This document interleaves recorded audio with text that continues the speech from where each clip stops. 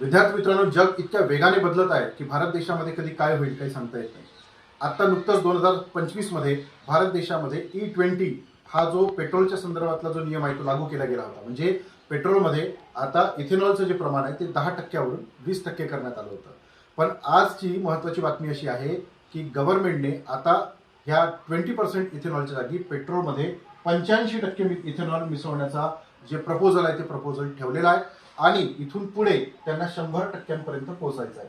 याचा अर्थ असा आहे की आता इथून पुढे भविष्यामध्ये काही वर्षांमध्ये तुम्हाला आपल्या देशातल्या गाड्या पेट्रोलच्या जागी इथेनॉलवर धावताना दिसणार आहे. पण सगळ्यात महत्त्वाचा प्रश्न हा निर्माण होणार आहे की आपल्याकडे E85 साठी कम्पॅटेबल असलेल्या ज्या गाड्या आहेत त्या आहे का?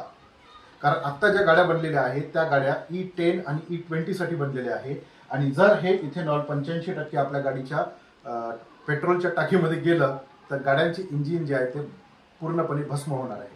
ठीक आहे, ते चालू शकणार नाहीये. परंतु या संदर्भातली जी पॉलिसी आहे ती गव्हर्नमेंट तयार करणार आहे. त्यासाठी तुमच्या प्रतिक्रिया त्यांनी मागितलेल्या आहे.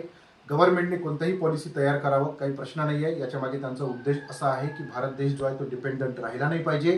पण त्याच वेळेस गव्हर्नमेंटने या गोष्टीकडे लक्ष दिलं पाहिजे का की जर हे ते डिसिजन घेत असेल तर सामान्य माणूस जो एक एक रुपया जोडून त्याची कार विकत घेतो, कार घेणं हे त्याचं स्वप्न आहे, अशा वेळेस दर 4 वर्षांनी 5 वर्षांनी तो नवीन कार खरेदी करू शकणार आहे का?